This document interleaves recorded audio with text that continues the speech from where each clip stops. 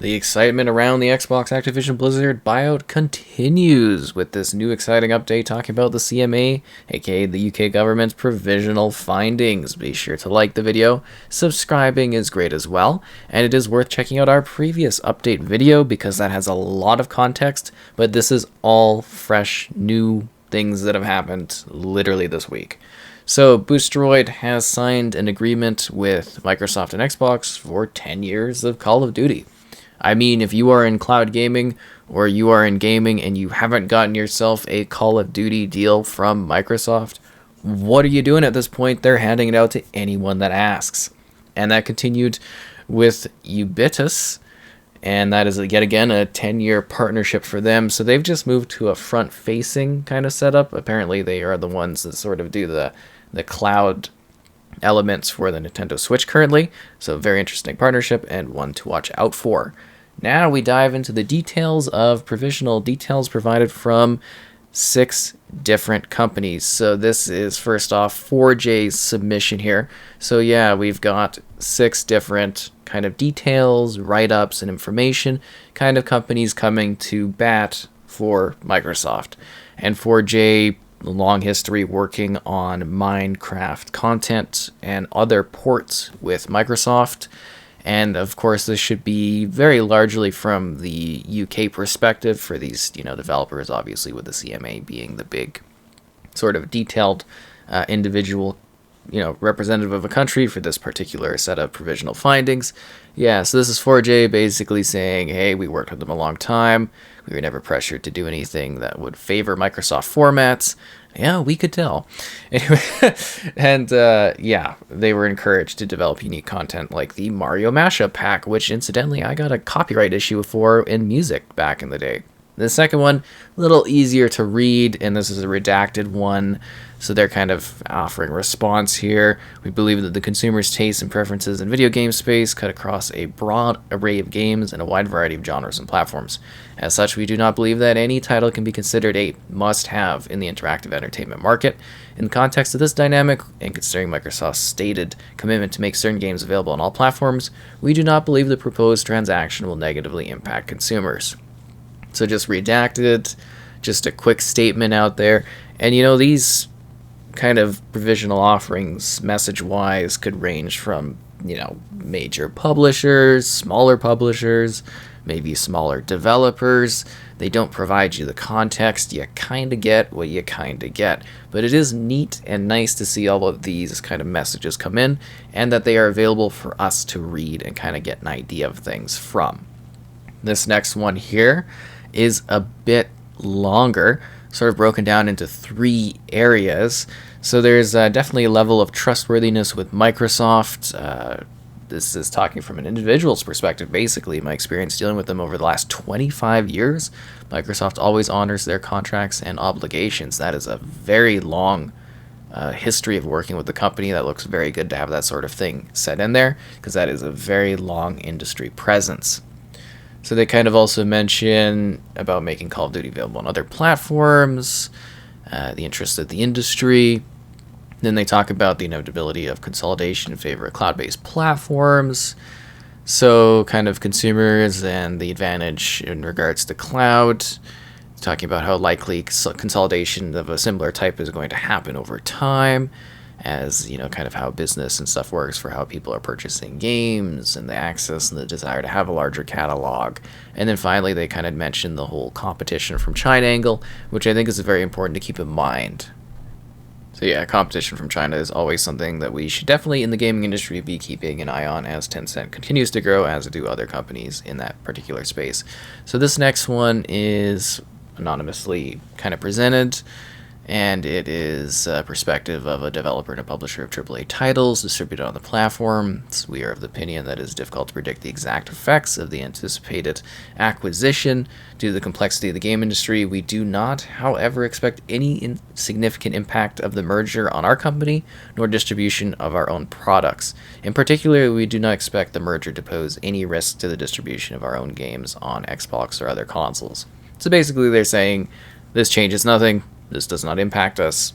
We do not care. It does not bother us at the end of the day. This is a fine thing. It will not we do not foresee it causing any sort of issues or long-term effects for the particular company. So that, yet again, is a very easy one to kind of read and go through.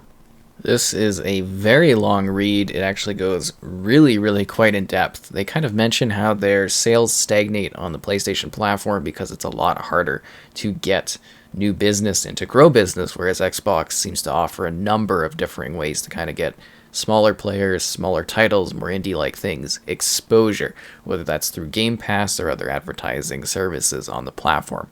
They're very happy with that, but a key point is the note that the acquisition will not all of a sudden make Xbox a dominant platform. It's far more likely that it may help to create a more level playing field between Xbox and PlayStation, which, at this point in time, is sorely needed. PlayStation needs better competition to force the platform to up its game, and this will surely help do that. So this is very, very focused on saying that this is something that will benefit the industry. So a very interesting change of pace, where the others are sort of like, so, but this one is very, very much for this sort of thing to happen, saying it's actually probably needed.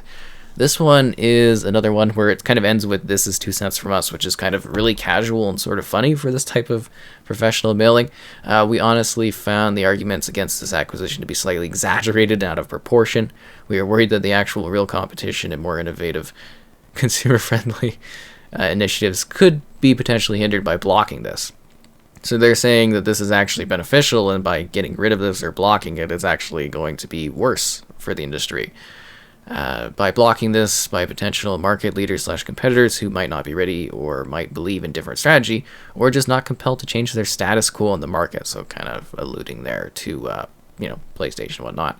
While we do not want to point fingers at anyone's struggle to create and maintain a good culture for employees, as this is challenging for any company and always has been, we do see that a change in scenery with a new home at Microsoft might be good for some of our colleagues working in the studios at various projects. Ooh, that's a jab at Activision right there. Now we switch over to the provisional findings for the various companies. Microsoft sent in an 80-page document, Activision Blizzard a 20-page document, and PlayStation a 10-page document. So this is noted on PlayStation's side of thing, where raising the price of Call of Duty on PlayStation, degrading the quality and performance of Call of Duty on PlayStation compared to Xbox, restricting, degrading, or not prioritizing investment in the multiplayer experience on PlayStation, or making Call of Duty available on multi-Game Pass, basically on Game Pass, would, instead of making it viable for PlayStation Plus, make it a de facto exclusive. So basically PlayStation is being like, they're going to make the game not good on PlayStation, they're not going to give it a priority. I mean, they will own it. I don't know why PlayStation is acting like they'll still own Call of Duty when another company like Microsoft Xbox owns Call of Duty. This is just so bizarre to me that this is like even a statement that they could make. But basically they're saying, we wouldn't make enough money if we had to pay for Call of Duty to be on PlayStation Plus, which is crazy. So this is Microsoft's kind of one part of the statement. Keep in mind, these documents were massive, so I tried to find key points to kind of talk about. So this is talking about how Sony's position must be seen for what it is, a self-serving attempt to protect its dominant market position, rather than one founded on genuine concerns regarding its continued access to Call of Duty, which it could have secured months ago. Ooh, zing.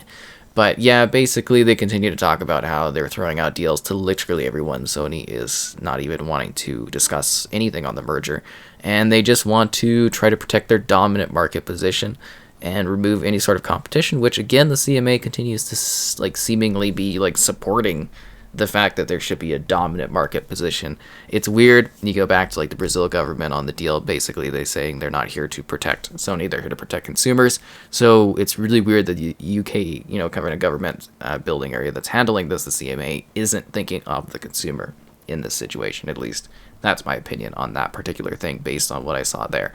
And for a bit of a fun point from Activision, a little bit of a thing where they're like, cloud gaming is going to be tiny by 2025, even. That's what it's predicted to be, is just small. A tiny slither of the gaming market. So that was a fun little spelling mistake, I think. There was also another spelling mistake where they put Superman instead of Spider-Man. I think that was on the Microsoft document thing, so that was kind of funny. And it shows, hey, even these professionals getting, probably millions of dollars to do this kind of stuff, they mess up too.